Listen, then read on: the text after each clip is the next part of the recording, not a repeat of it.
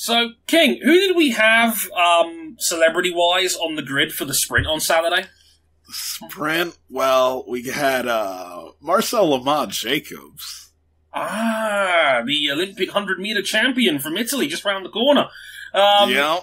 So King, why would they break him out for this? Well, I guess because it's a sprint and he's the 100-meter Olympic champion. It's a sprint, get it? It's a sprint! Oh, welcome back to Motorsport 101.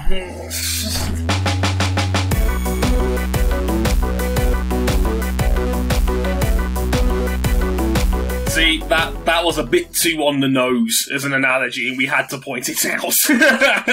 Welcome to episode 322 of Motorsport 101. I'm your friendly neighborhood host, Dre Harrison, and, oh boy, we kind of knew this day would come. Never in a million years would we think that after the initial enormous flashpoint we had back at Silverstone, more shock and horror would befall this 2021 Formula One season. And that was McLaren finishing a Grand Prix 1 and 2. No one could have foreseen this incident happening. And now we're going to sit down for the next hour and talk about it. Yeah. Fellas, I'm not sure we can handle this on this entire podcast. What do you reckon?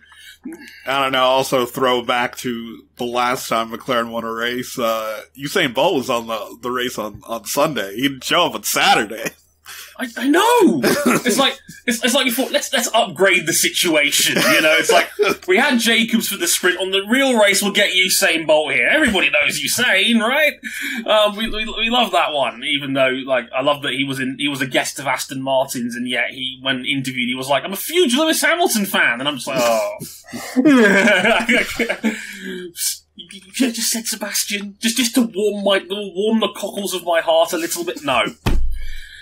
Understandable. Who doesn't like Lewis these days? But yeah, we have our guest with me. Sadly, Cam isn't with us this week because it's a three-person booth, so we're all man-spreading a little bit on this one to make it work layout-wise.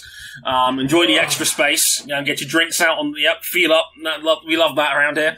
First up, we have Ryan Eric King. Hello, sir. How's it going? Yeah, it's such a tragic circumstance that Cam spontaneously combusted after Hamilton and Verstappen made contact on Sunday.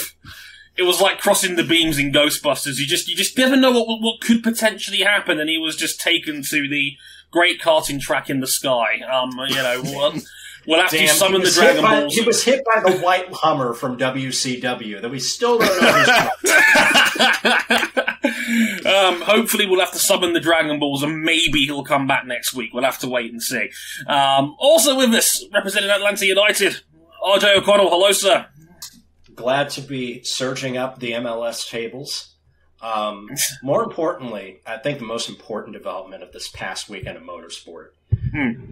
The 2006 animated film Cars is real because this week NASCAR announced, after months of what seemed like far-fetched speculation, that they are moving their preseason exhibition event, The Clash, from Daytona International Speedway to a temporary quarter-mile oval built inside the Los Angeles Memorial Coliseum, which, of course, Los Angeles International Speedway was the venue of the fictional Piston Cup finale from the 2006 film Cars.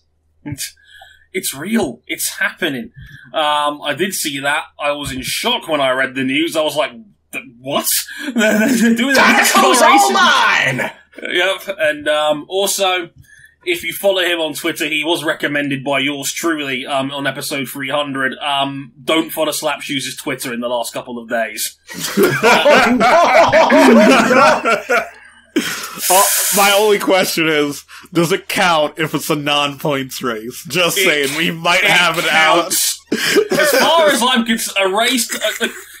just because there was not points handed out does not mean it was not a race. As far as I'm concerned, it counts. And, good luck with that. Man, that's an easy way to get demonetized on YouTube. The monetization was the least of my worries if that was going to be a problem here. Quite frankly. But, so, good luck with that one, quite frankly. But, yes, of course, I'm your host, Ray Harrison. Welcome aboard. Hope you guys enjoyed the show. On this week's episode, we'll be talking the Italian Grand Prix at Monza, and yes, it's not a good sign when the paragraph or the part of the script we have for the show. The title is called, quote, "Oh, and McLaren won," by the way. Because, let's be honest here, we all know where our attention lies on this one. A flashpoint, another flashpoint between Lewis Hamilton and Max Verstappen, which we promise we will get to. And we'll be talking a lot about that and the impact that it had. We'll also be talking about the second round of sprint qualifying that we saw as well on Saturday, and this seemed to be the straw that broke the camel's back when it came to the sprint mode format, because people were not happy with that one. And we'll be talking a little bit about why. Tough shit, it's probably here to stay. And a little bit about Aston Martin, because, hey, we've got a bit of breaking news this afternoon, or this morning, I should say, that, yeah, Aston Martin's keeping their two drivers, so we'll look a bit about that as well. We'll also be talking IndyCar at Portland this past weekend, where strategy was the name of the game, as well as a cataclysmic incident on the very first corner that had half a dozen cars spun out, beached, or cut in a chicane. And in a roundabout way, somehow Alex Palou started and finished the race at the front of the field. And a big win for where that title could be going. We'll be talking about that, the 2022 calendar as well. For those MotoGP fans out there listening, expecting us to talk about Aragon, time constraints, and we'll talk about it on next week's show. If you haven't already seen it, just as a spoiler, get out there and watch. We're giving you an race. entire extra week to go watch that MotoGP race if you have the means to do it. Or at homework. least watch the highlights. Go out of your way to do it. Just do it. Trey, where can they find the podcast?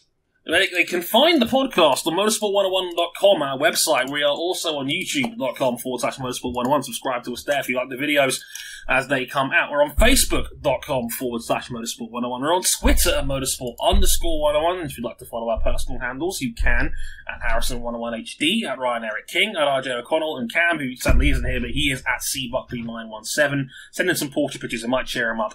Also, we're on Instagram at motorsport101pod for all the latest updates and extra bits from the show, as well as Patreon if you'd like to back us financially on there. Patreon.com/motorsport101. $5 gets you early access to all of our audio episodes. You get upgrade to 10 for the video version, and you get access to the supporters club on our Discord. We can listen to these episodes live as they're being recorded. Also, shout out to everyone on our Discord server. They changed the rules over on Discord today. We're a level 3 server now, so thanks to everyone that's backed us and supported us and boosted the server on there. Shout out to all of you very generous people. Much appreciated. We get to put a banner on the back, King. You know, like on YouTube and shit. It's like a Facebook cover photo, but on the internet. It's great. Yeah. But all of that and much more in the next hour or so as we talk Formula One. And let's start off with the Italian Grand Prix. You know, my prediction of Pierre Gasly doubling up at the Italian Grand Prix, I'll come out and say it. Well, can't win them all, folks. Struck out on that one, didn't you, RJ? Do you want to take this one, RJ? Well, I wasn't entirely wrong when I suggested maybe some silliness might happen this weekend. So, Valtteri Bottas was the king of speed Friday afternoon to lead the field for the sprint on Saturday ahead of Lewis Hamilton, Max Verstappen's, and the two McLaren Mercedes of Daniel Ricciardo and Lando Norris. So in the sprint, which is qualifying and not a race, it's not a race, it just looks like one, Valtteri Bottas pulled away for an easy pole position, but Hamilton bogged down off the start and dropped to 5th. Hamilton was unable to regain any ground for the race, stuck behind the McLarens. Verstappen was essentially the true pole sitter, though, with Bottas taking a power change and going back for Sunday's main event. In the race itself, Daniel Ricciardo nailed another start and took the early lead ahead of Verstappen and Norris. Verstappen tried an undercut at the pit stops for the lead, but an error with the signal cost Max 10 seconds and dropped him down the order. But Hamilton also had a slow stop, putting the two contenders directly in the line of fire on exit. Verstappen tried the outside line, going into Variante Rettifilio, that dreaded tight first chicane. Hamilton tried take the apex at turn 2. Max went airborne off the sausage curb and mounted Hamilton's car into the gravel like it was Kelly Piquet, taking both of them out. Lewis taking a hit to the head as a result of Max Verstappen's wheel landing directly on top of his cockpit. Thankfully, no real harm was done. Verstappen was given a 3-pace group penalty for Shoey, with 2 penalty points, which went over very well. And as the dust settled on 2021's second major championship flashpoint in the last 2 months, McLaren finished 1-2. Despite all the late bunch ups, despite the safety cars, no one had an answer for Daniel Ricciardo's pace. And he took the surprise win in the first 1-2 finish of the season. Not from Mercedes, not from Red Bull, but from McLaren, who had won in 3,212 days. Their first win since Brazil 2012. Very good race. Bottas finished a superb comeback from the back of the grid on the podium after Sergio Perez was dropped from 3rd to 5th for an illegal overtake on Charles Leclerc. Let's talk about McLaren. Yeah, that was so good. I'm so glad McLaren have won again. They changed the whole culture of the team. Daniel Ricciardo's got his confidence back. Lando Norris was seemingly happy to finish second place. What a good time. Look, can I just say as a disclaimer on the record, I did not write the line in the script about Kelly Piquet. This is a disclaimer. In case this comes back to me in any way, shape or form. That was off the cuff. But, no, look, I wrote about this earlier in the week, and yeah, like, good for McLaren, man. Like, honestly, if anyone's it's like, there's two types of Formula 1 races. There's the ones where the guys at the front normally win, and there's about 3 what I like to call shithouse races a year where something freaky will happen that will throw up an odd result. We had Ocon earlier in the year at Hungary. It seems that McLaren has always seemingly dodged the lucky bullet, even though they've put themselves in the prime position to benefit if something happens to the big 3 as we know it. And this weekend was the jackpot. You know, we had shenanigans affect all 3 of the usual big hitters, and Sergio Perez just wasn't at the races entirely. So who was there to inherit? Daniel Ricciardo. And, you know, the McLaren's really, really good in low drag setups. We've seen it before this season. We've seen it again here. There was, my favourite part of it was when Lando Norris and Lewis Hamilton was fighting in the first half of the race. And Hamilton's got enough of a run where they're coming out of the first chicane pretty much 50-50. Lando Norris has gone the long way around Curva Grande to try and defend. And he's pulling away from Hamilton in a straight line. And I'm like, shit, this McLaren can pull. I ain't seen nothing like that since the first couple hybrid Williamses. Those are the days, that low end top speed setup. But look, if you could take advantage of those little errors that guys make, and if you can get in front and take track position, if you've got just enough to stop the deltas coming in and having the faster cars overtake you, you can reap the rewards. And no one had an answer for McLaren's top-end speed all weekend. We saw it in the sprint race as well. Hamilton was just stuck, could not get past Lando Norris, and you know, it showed. It showed in the I'm end. so happy for Daniel, because it had been such a rough season for him. And even once Ricciardo was in a position to take the lead, we were starting to wonder, is it going to feel right for Daniel Ricciardo after all these struggles to be the guy to lead McLaren to victory and not Lando Norris? But once he got to the front, he drove a perfect race. So happy for him. He said he never left. He just stepped to the side for a while. I'll admit, I have never been happier to see someone drinking out of their own damn shoe in a post-pandemic world. Just once. Don't make it a habit, but just this once. Because we know what you've been through, buddy. It's been a hard time. Look, you rightfully thought Renault were a team on the move up, and you need to get out of Red Bull, and it happens. We didn't figure that this team would stagnate that much under Cyril. It happens.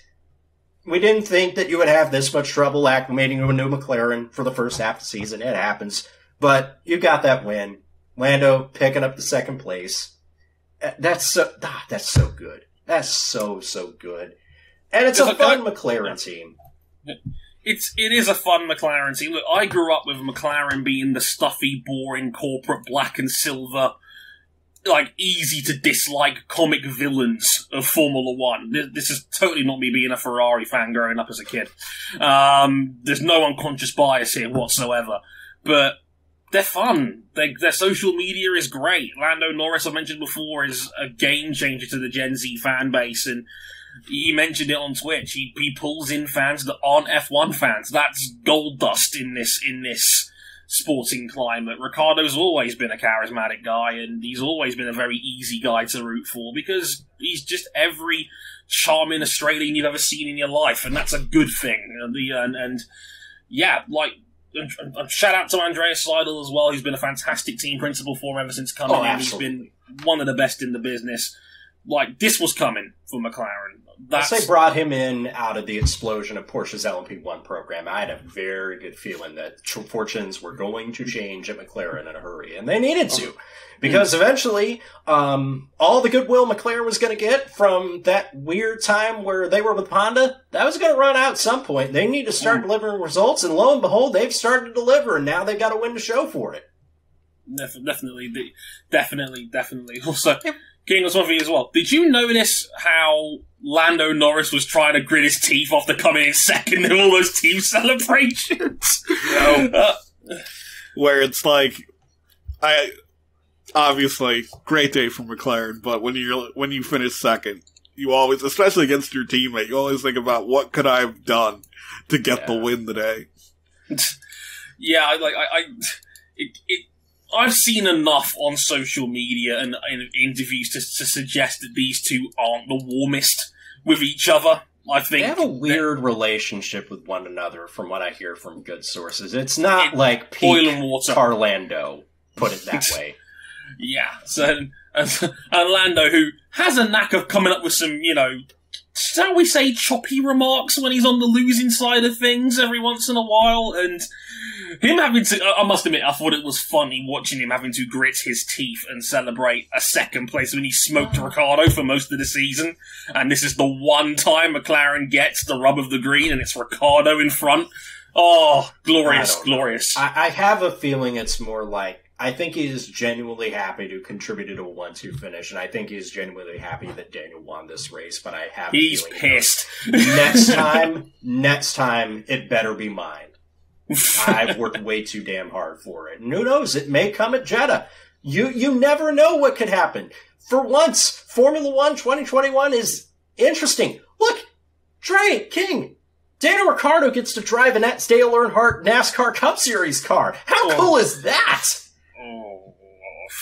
I think King can rate this one a bit more than me, because he obviously being the American out of the two of us, but I did not think when Zach Brown made that wager he'd actually have to cash it in, especially after the first few rounds where it looked like Lando was just beating the pants off him, and so of course Ricciardo gets the one win for the year. So Zach needs to come up with better bets. He's already lost one to Pato Award earlier in the season, and now he's lost one to Daniel Ricciardo. Like, Zach, be a bit cleverer in the bookies' house, okay? Hey, I mean, F1 tests, not that big of a deal, not much to lose. Having one of your drivers race one of your vintage race cars, oh man, there's a lot that could go wrong. There's a lot that could go so right, too. No, there's not. No, the one right outcome is he brings it back in one piece. Every other outcome is bad.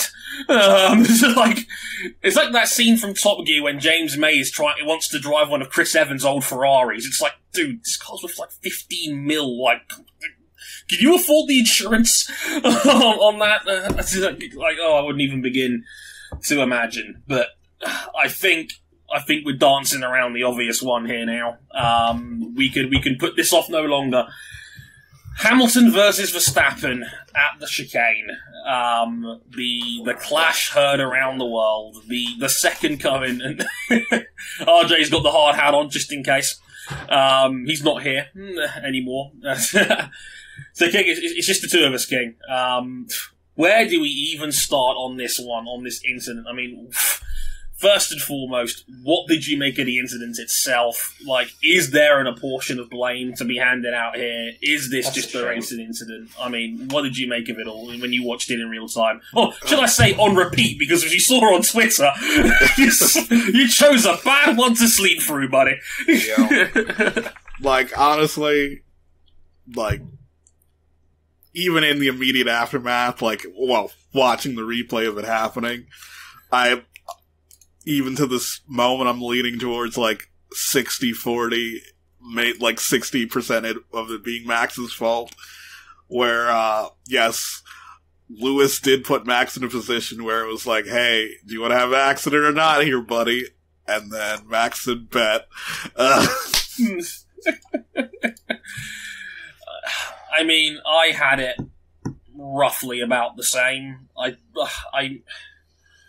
If somebody put a gun to my head and said, Dre, you've got to blame someone for this race more than 50-50, what would you say? Blame somebody.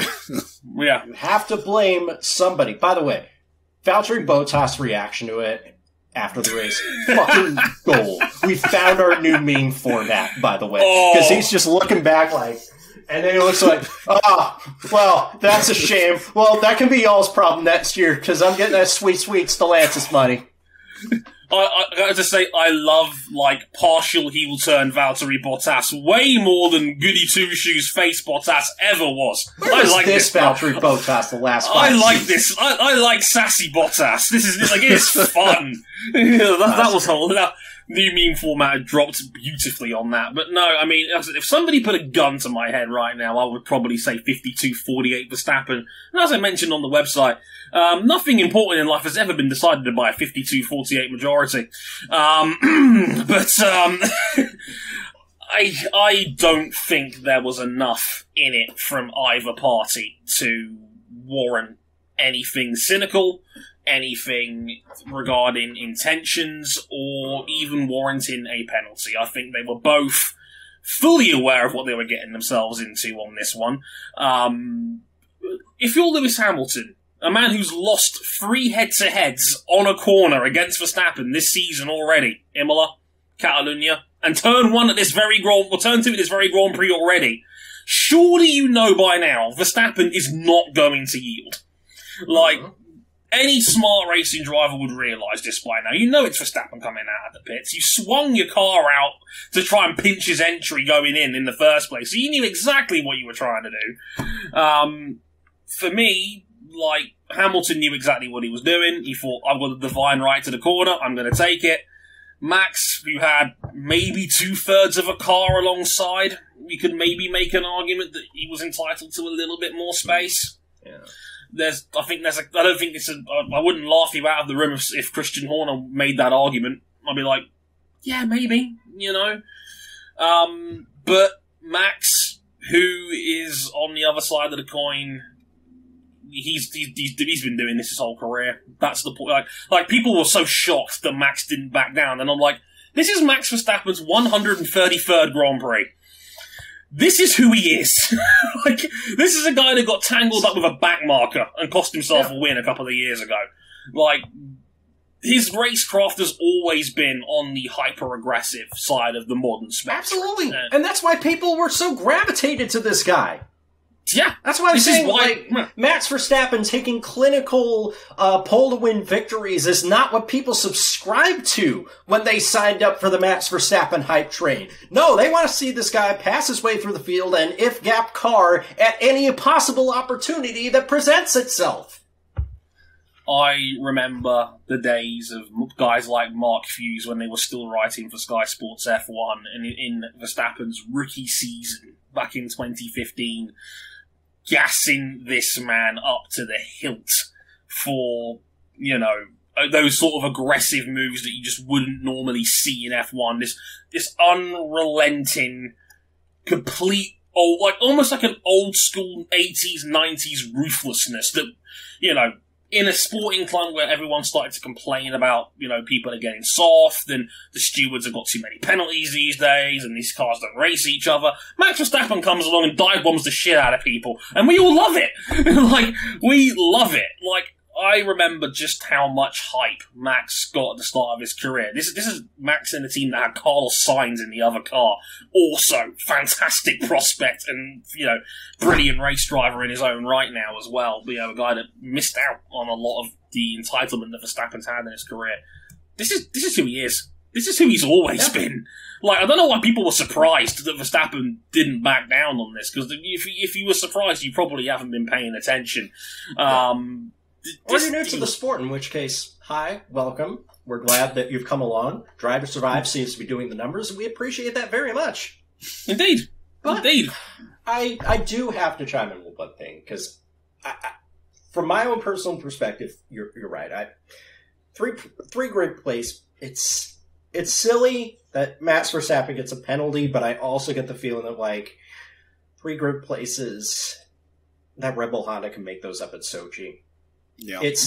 I do have to chime in and say that I'm just so surprised that a lot of our more extreme MV33 Ultras were so surprised after pumping the narrative of Lewis Hamilton, remorseless killer, trying to drive their guy into a hospital after Silverstone, that if the opportunity presented itself, they didn't even think for a second that it could be flipped back on them.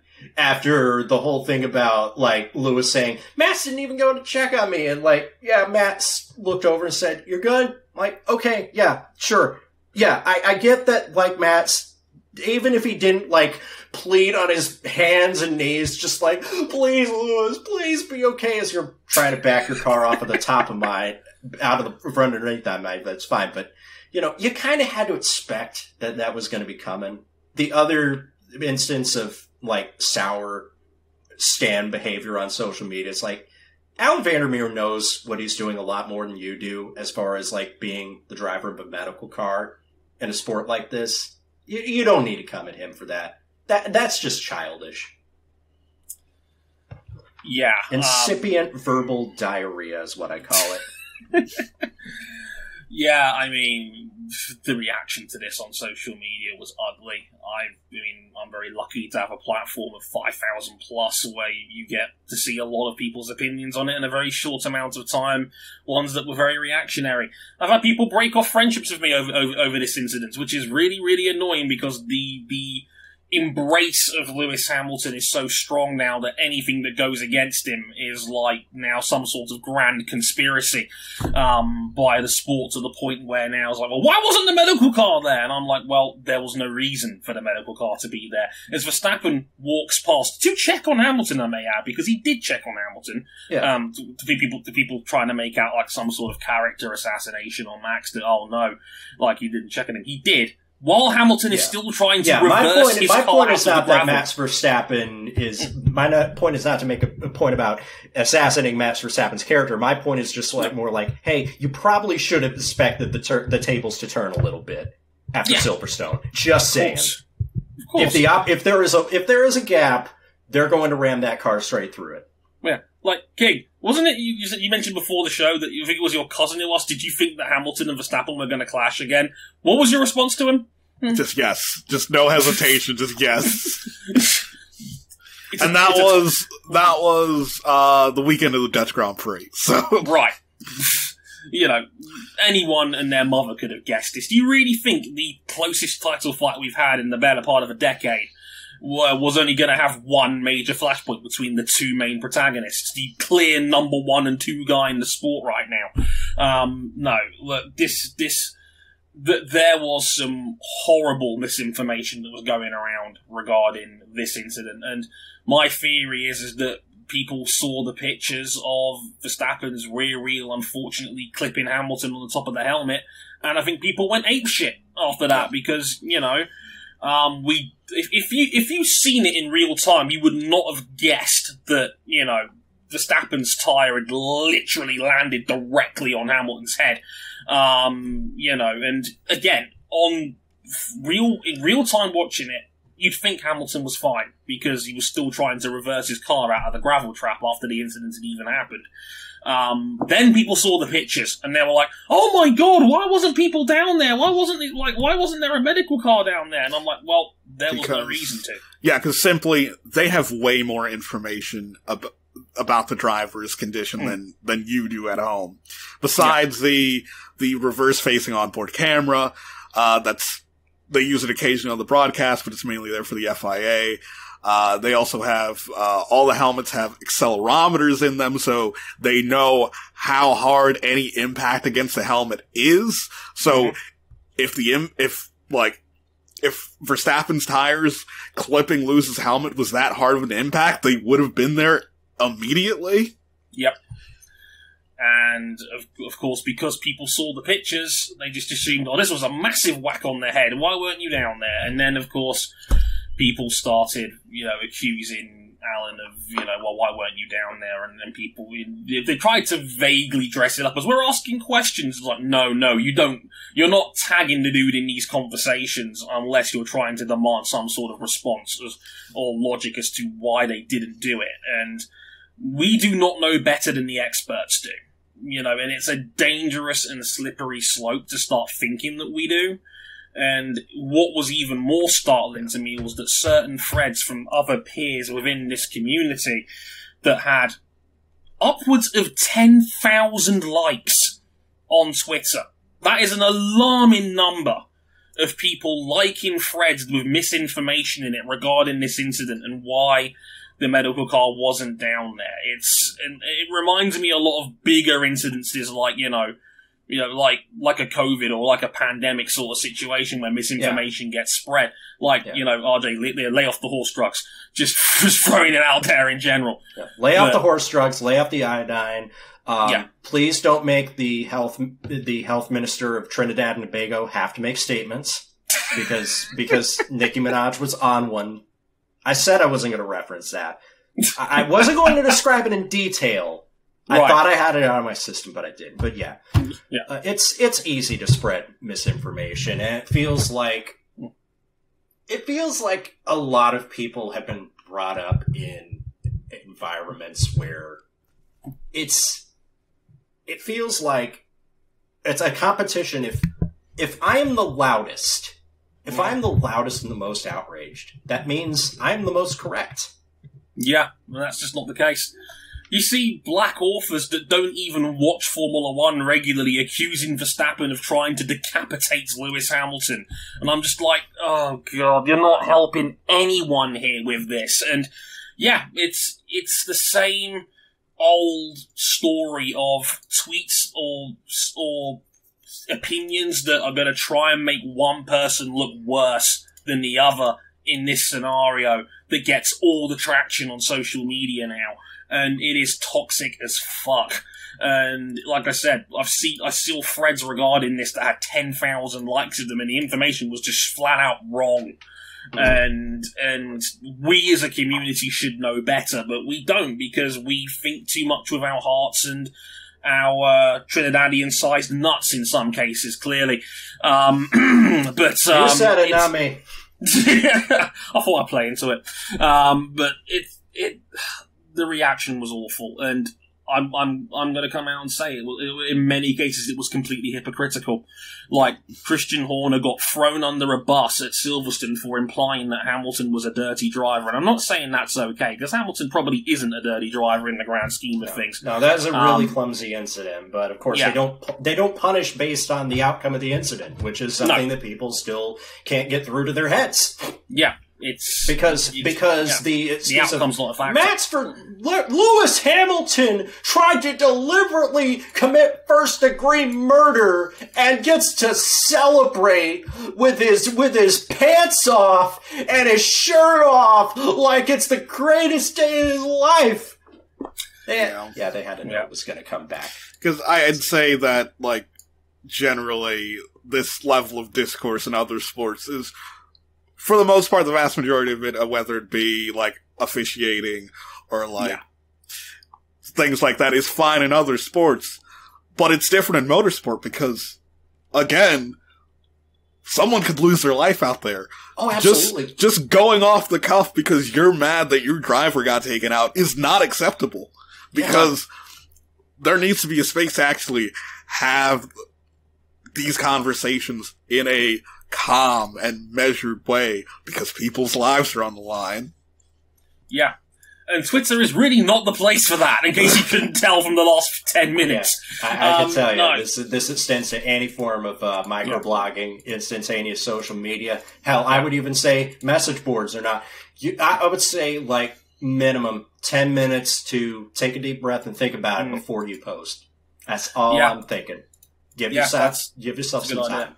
No, I was going to say, like, we were complete hypocrites on this one, because, like I said, people were so quick to point the character assassination cards at Max. Like I said, Christian Horner he was accused on the extreme end of things of being a race baiter, because he called Hamilton a dirty driver on this, and was accused of being microaggressive that way. Toto Wolff described the incident as a tactical foul, like something out of football. Like, there's no bluffing on this one. Toto essentially implied the exact same accusation that Verstappen did it on purpose. Well, the thing is that I get where he's coming from in terms of being a tactical foul. Because, again, with Verstappen in the points lead, the worst case scenario if... he breaks even. Yeah, he breaks even if neither of them scores points. So, in that line of thinking, it was a tactical foul. If Lewis says, Lewis gives me hey, it's either you let me go ahead or we both crash out. If I'm Max Verstappen, I'm taking the crash out option every time. Yeah. Oh, yeah. I've just got a 5-point lead thanks to those points I scored in what is not a race, but a sprint. Like, right. Was it done intentionally? No. But the option arose, and yeah. Dre, do you know for certain if anybody touched any pudding before this race? That's all I need to know. Did somebody touch, like, a bad pizza with hot dog slices on it? Has the culture changed that much? Hang on. You did cut out a little bit during this. Just run that sentence back for a second. This one for King and Post. Okay. It did cut out a little bit. Yeah, so basically, like, again, Lewis put Max in a situation where it's like, you let me go ahead, or we both crash out.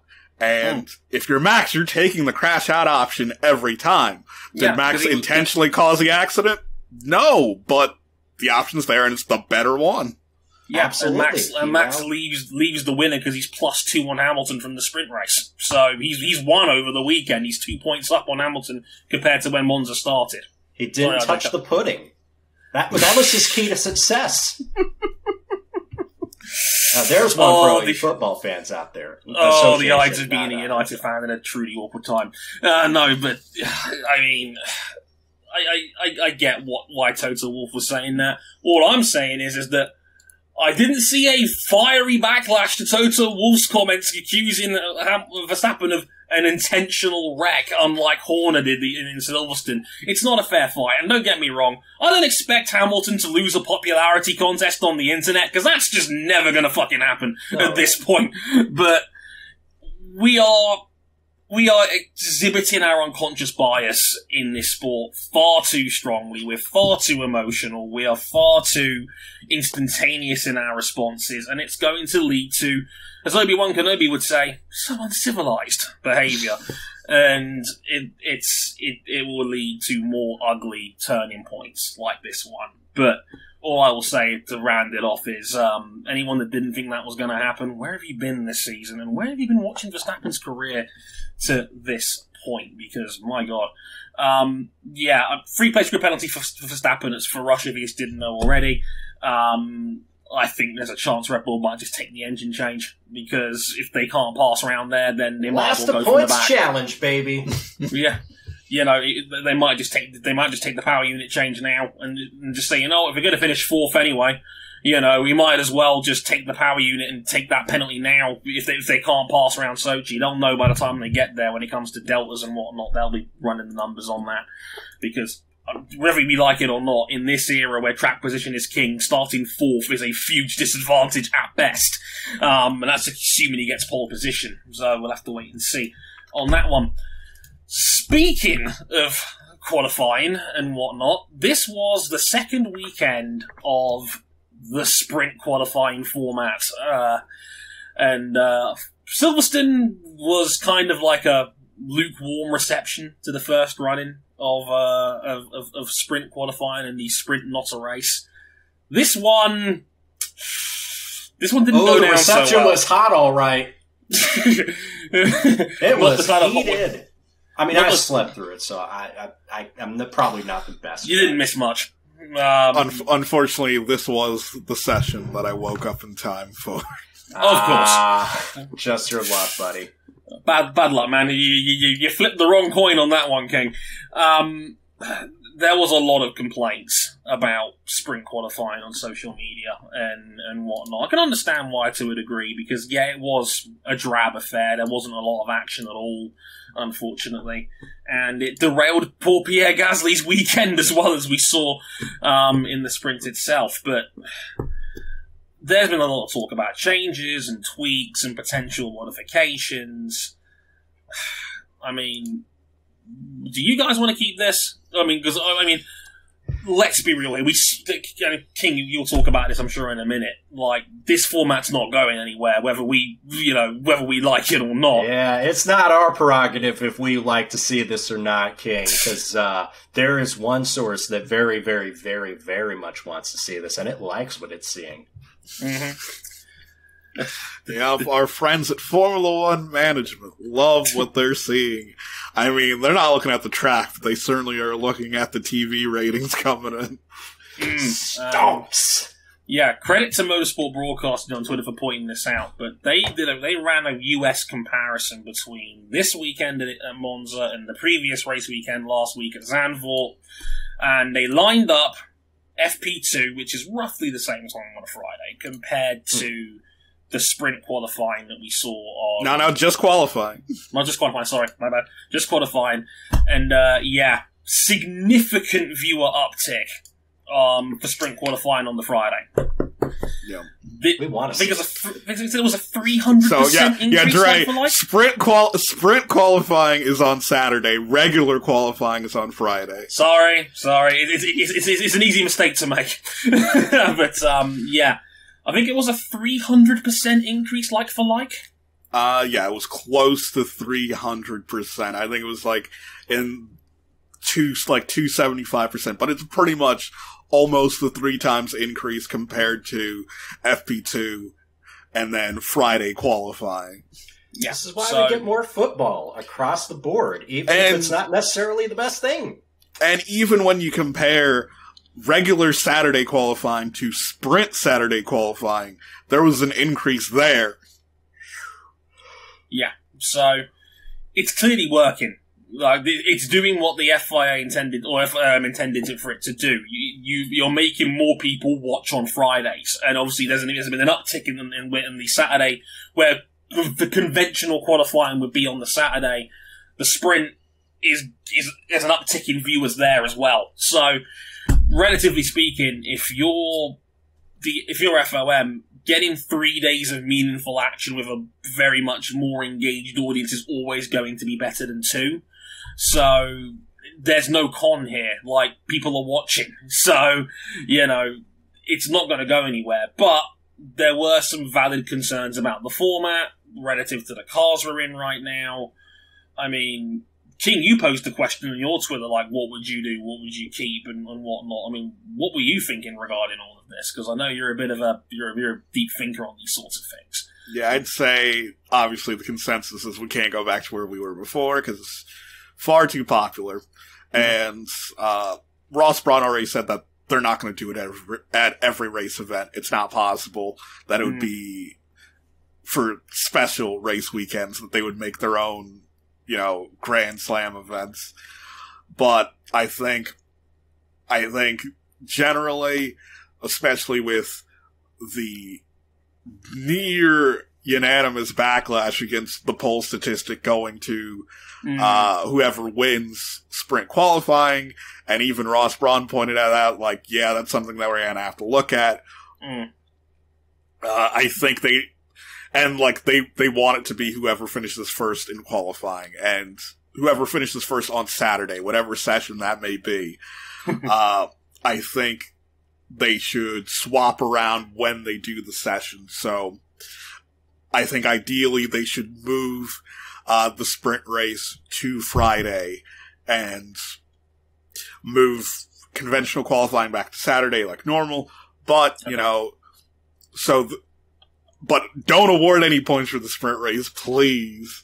I'd probably recommend the grid for the sprint race being determined by reverse championship order. And once you know, work your way back, when you get to the people who have no points, you just do a random draw for the rest of the grid, which would be the first part of the grid. And whoever finishes in the top 10 gets a bye through Q1 straight into Q2, just like, you know, very similar to what they do in MotoGP. Yeah, when top 10 fastest after FP3 go straight through to Q2 for those guys who don't watch MotoGP. I like that. That's a good idea. King, when are you going to run for FIA president? I don't know. There's never been an American FIA president. Hell, there's never been a non-European FIA president. I think you and Josh Wilcox should come together and form a combined ticket. I'd vote for it. You know, have copies of the Autobiomedi for everybody. But I had an idea. I put it up there on the website as well. Talking about it, my idea was essentially award more points for the sprint. And if you're gonna do a sprint race, go all the way with it. That's what I've always said. If you're gonna open this Pandora's box, you need a more aggressive format. Are we talking 15 points for the winner, just like they do in Formulas 2 and 3? Yeah, I was like, top points for top 8. You know, 15, 12, etc. Throw in a point for fastest lap because hey, this is all about speed, right? So you might as well chuck in a point for fastest lap and whatnot. And I was like, well, after the conventional qualifying on the Friday, you randomise a certain number of grid spots for the sprint race on Saturday, like the British Touring Car Championship used to do. And I can't believe, like, for all those people that keep telling me, Dre, watch touring cars, this is your moment right here, folks. I'm pouring off your sport.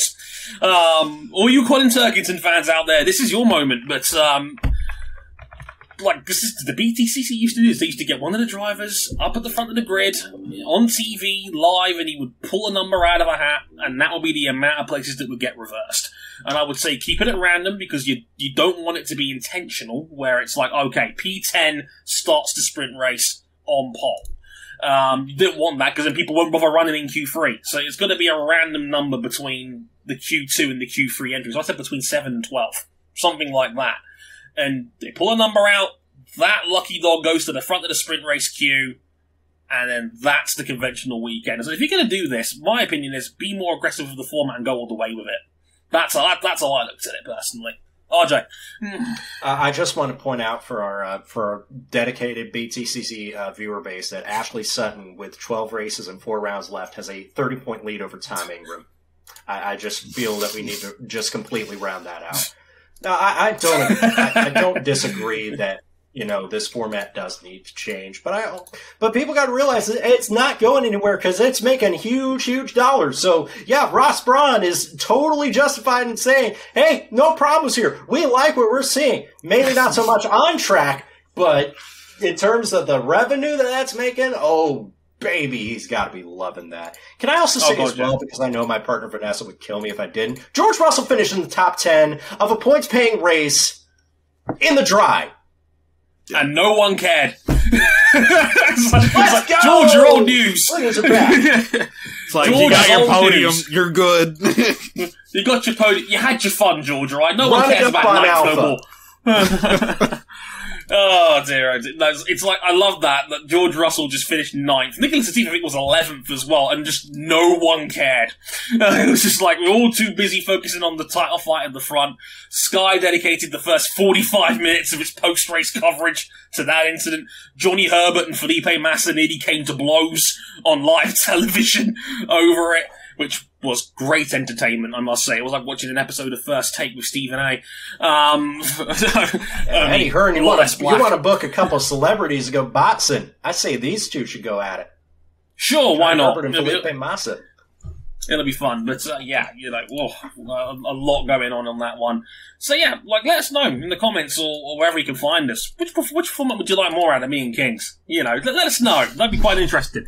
That'd be quite fun. Also, just before we get out of the F1 section, we got to talk a little bit about Aston Martin real quick. They announced this morning that, yes, as we all predicted, we didn't predict it, especially on our Discord, that they are keeping their lineup. Sebastian Vettel and Lance Stroll will be back in the Aston Martin cars as of 2022.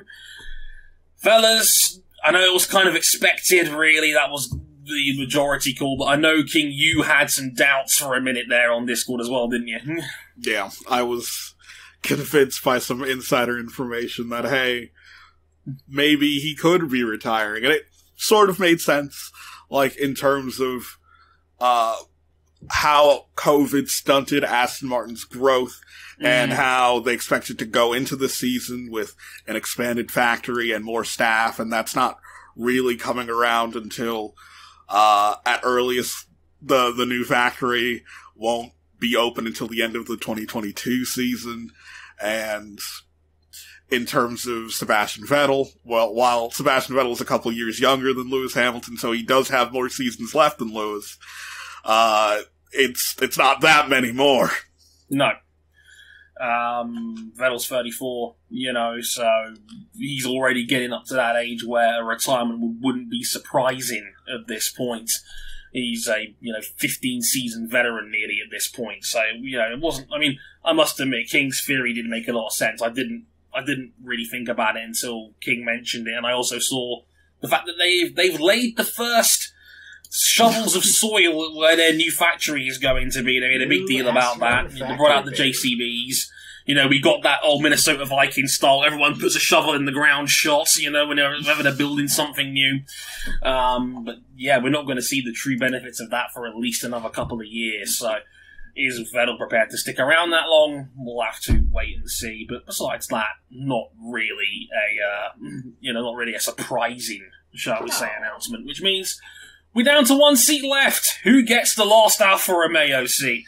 I just love that apparently the Italian government wants to try and fundraise to try and keep Giovinazzi in that second Alpha seat.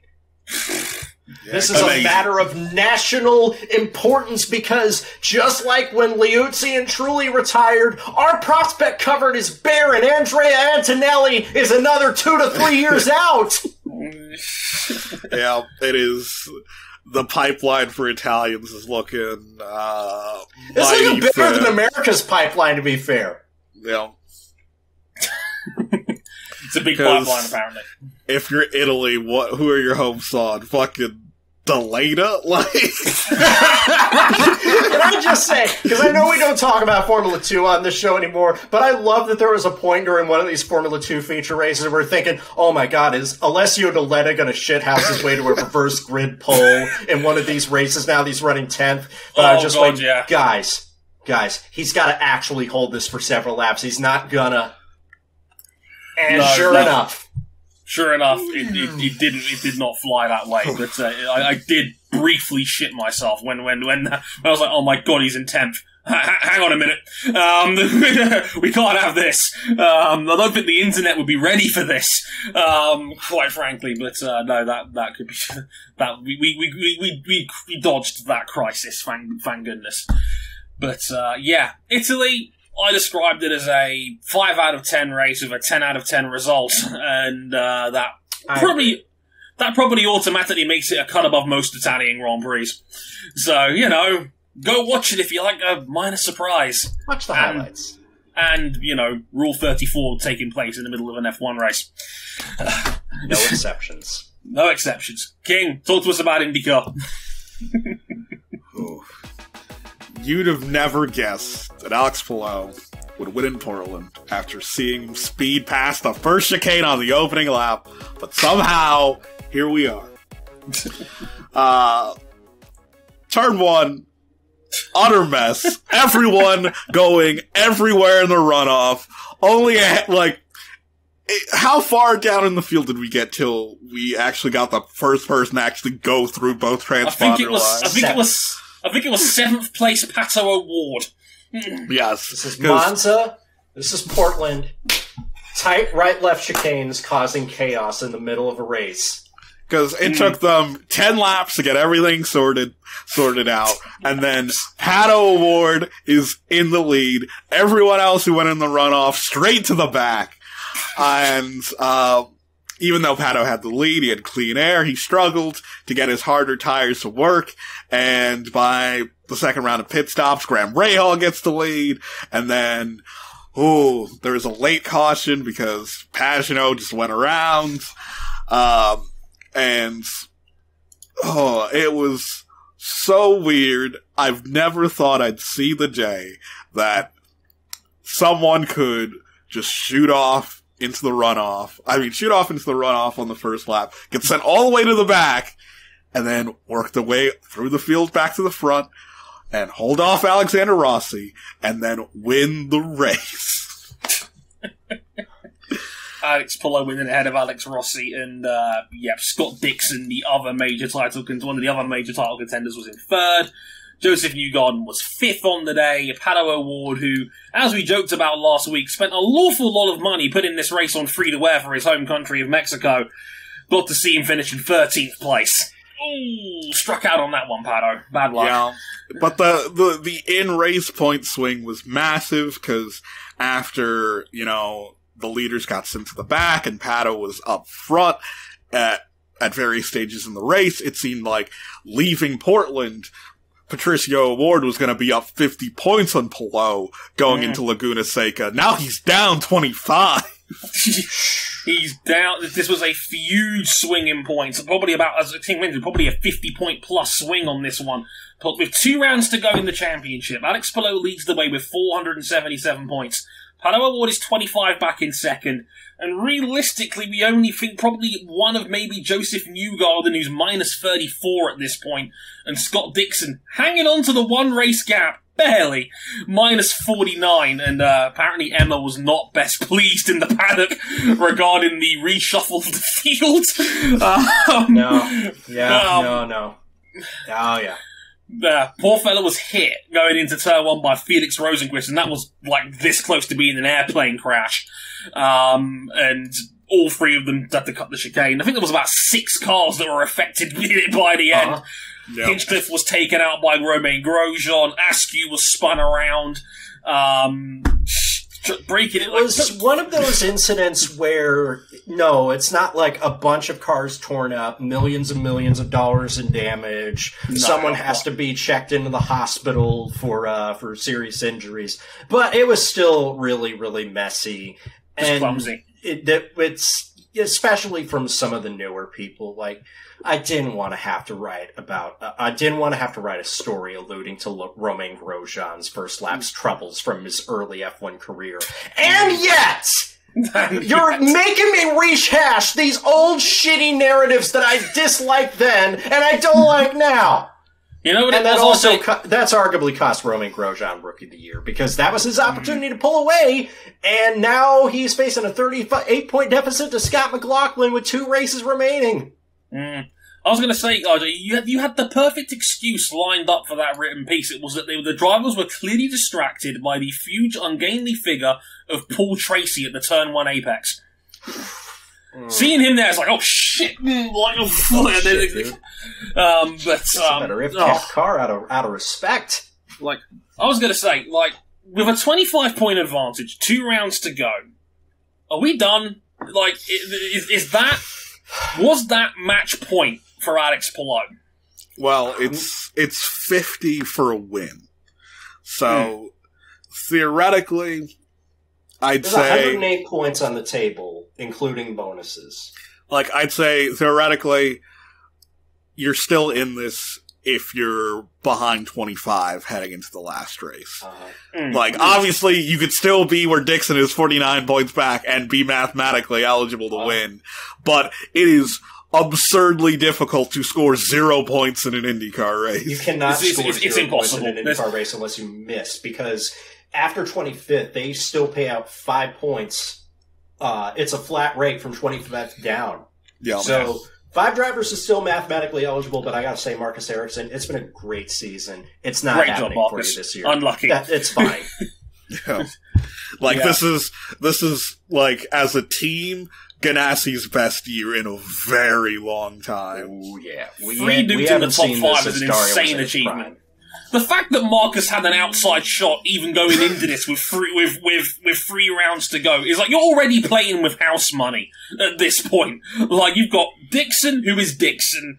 Polo has been absolutely sensational pretty much all season long. The surprise maybe of IndyCar, maybe the last 2 or 3 years, let alone this season. Winner, fried chicken dinner, baby. That's all I got to say. Oh, yeah. All the fried chicken. Which might be our new code word for pancakes, given that his missus was there for the first time I saw this weekend as well. I blame Zoe Hamilton for that one. Zoe, that's on you. You mentioned that during the Sunday call. We watched it on Discord. I'm blaming her. Take all complaints to @WeZoe on Twitter. Anyway,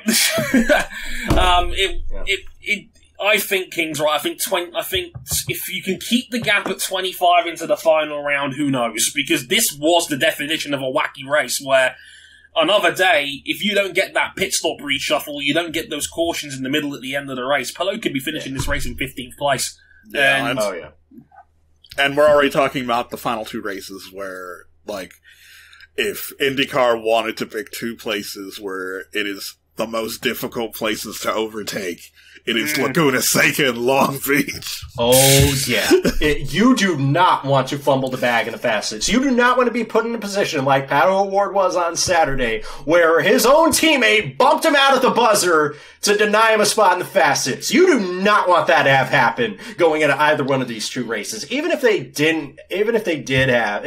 worse if they have, like, the Gran Turismo 2 physics at the corkscrew. Oh, God. Oh, Lord. I remember those days. Yeah, like, Felix, way to go there. Way to be a great teammate and bump your mans out. Like, not once, it almost twice. worked out for him in the end because he did put his driver in position to lead the race. He did. He was like, just give Pillow a little smooch, little kiss. But yeah, I think it's Pillow's to lose. Like, the qualifying rounds in these 2 rounds are going to be so important going into it, especially at Long Beach. Because let's just go on, Odo. My only concern is if Pillow's inexperience at these last 3 tracks is going to be a problem, though from what I saw in Portland, I'm less worried about that.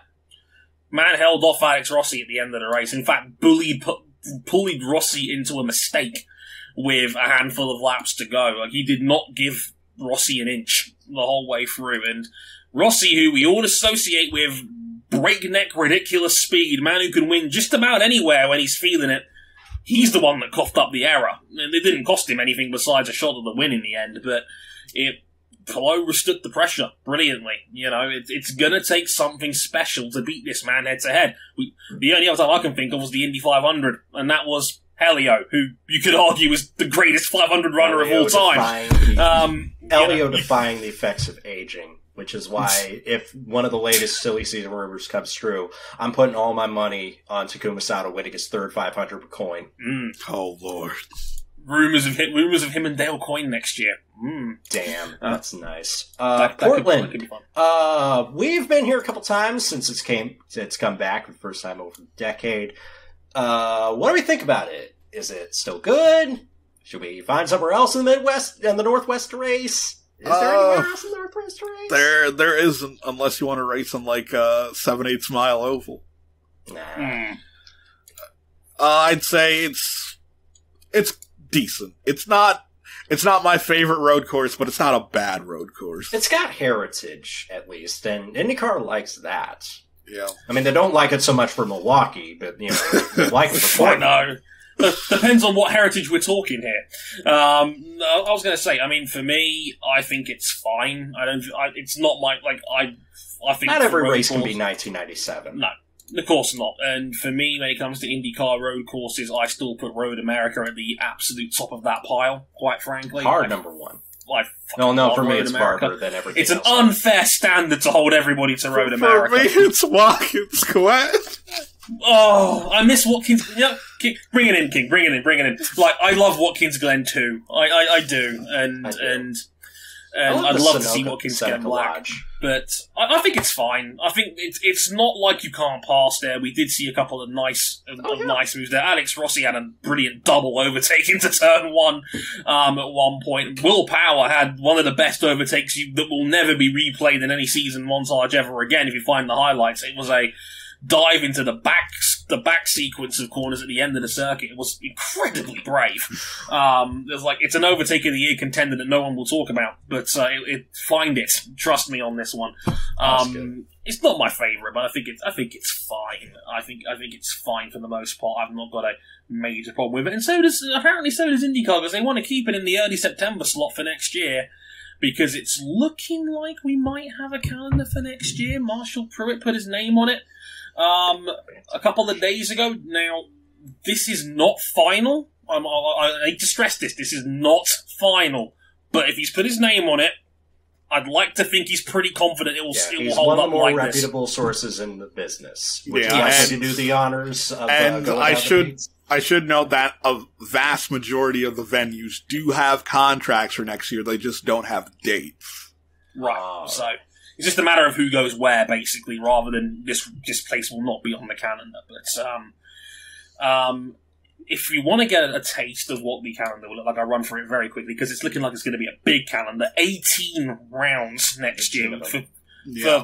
For perspective, we only had 16 last year. And the series said that this is their ideal calendar length, that they want 18 rounds. Obviously, there's one double header on the schedule, so it's 18 races over... It's really 18 races over 17 rounds, but they're saying 18 rounds. Yeah. 18 races over 16 rounds, because we also have Detroit's a doubleheader, and so is the return of Iowa Speedway. Glory to Corn. Glory to El Assico. Yeah. Quick rundown. Some people open the season again. They're just not sure on the date yet. They're saying it could be February 27th, could be March 6th. If February 27th, that would be perfect. Yeah.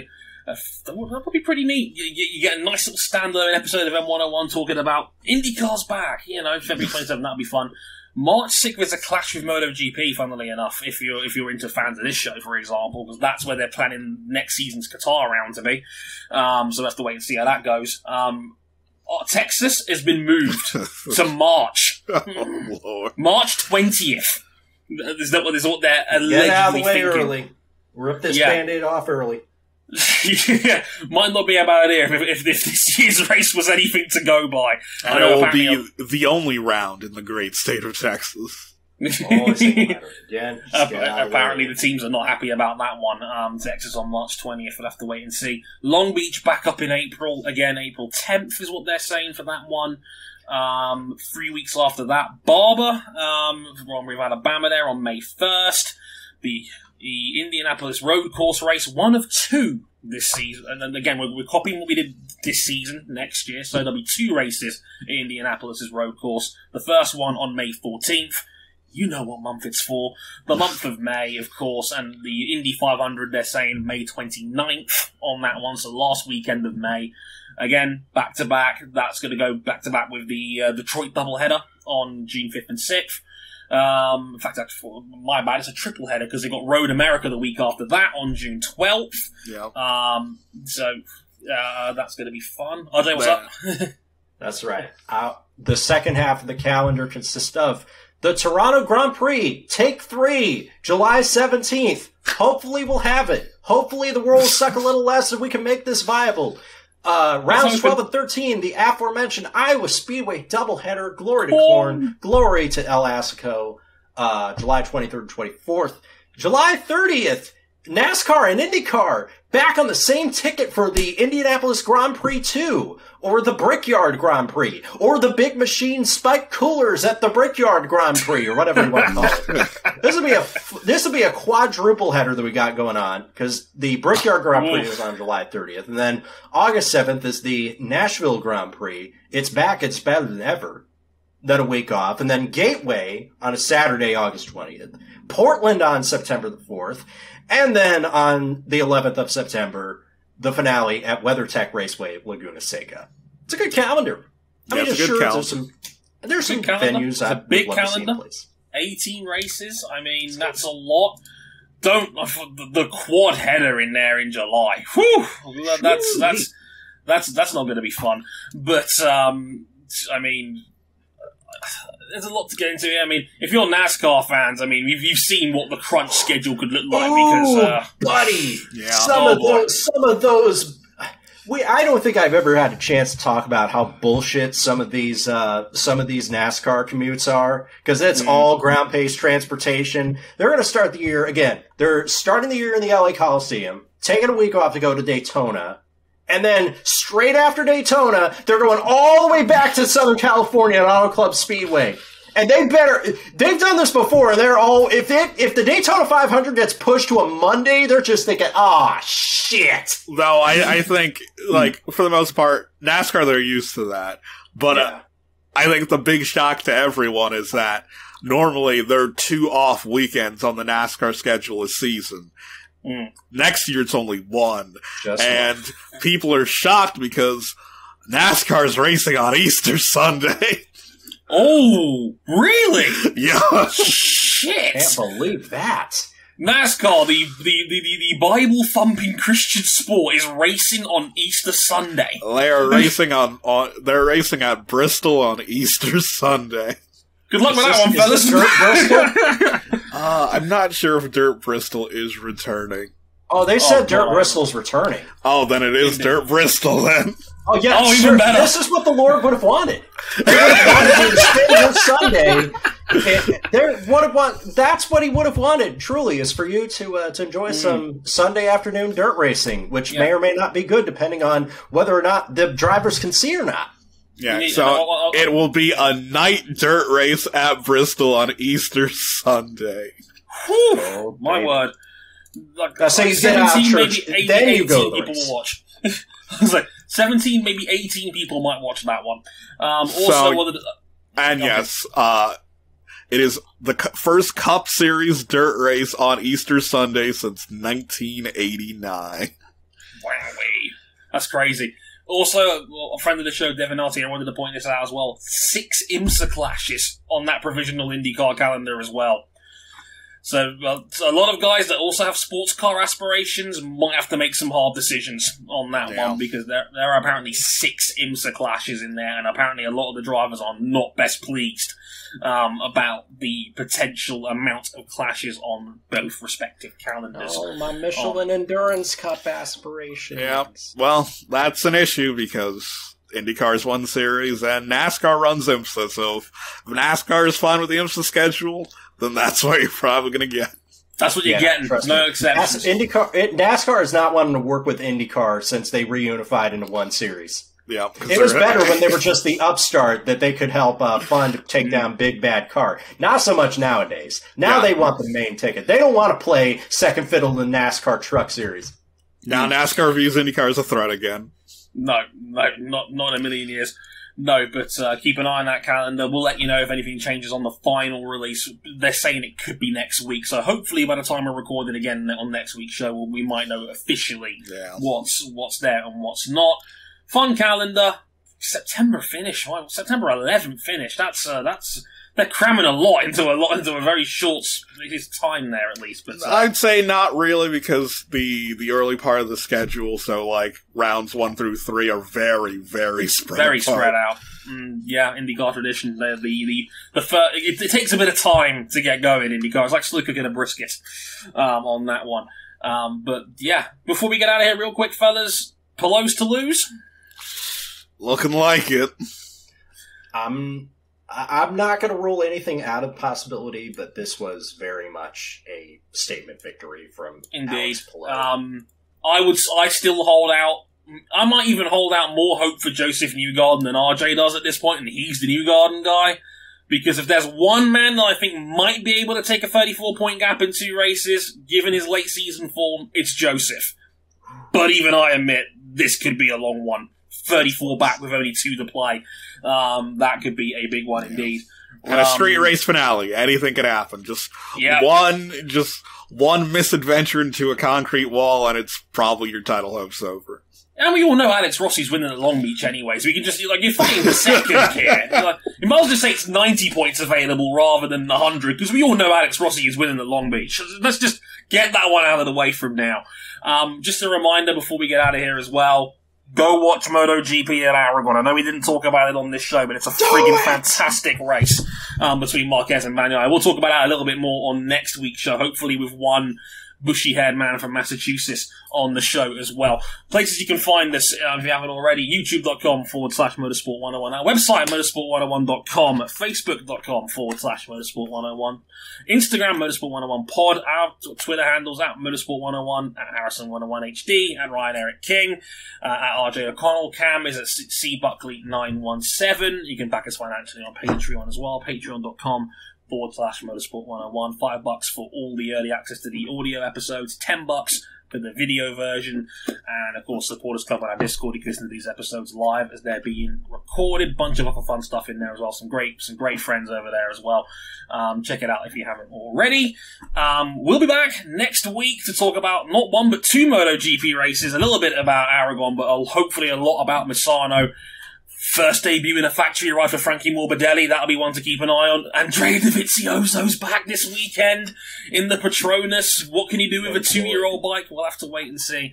That's going to be fascinating to watch as well. All of that and IndyCar's penultimate round at Laguna Seca. Can Palou... It's a championship point. He can win the title this weekend at Laguna Seca if results go his way. We'll have to wait and see. Like, who knows what can happen? Laguna Seca is a wild one. So until next week, I've been Dre Harrison, they've been Ryan King and RJ O'Connell. Shout out to Cam Buckley, who's not here as well, but he'll hopefully be back next week. But until then, thanks for watching, and sayonara. Later, y'all. Make sure to get your flu shots this season. Right. You've been good on getting your COVID vaccines.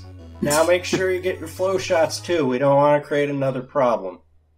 On top of the one that we're already dealing with.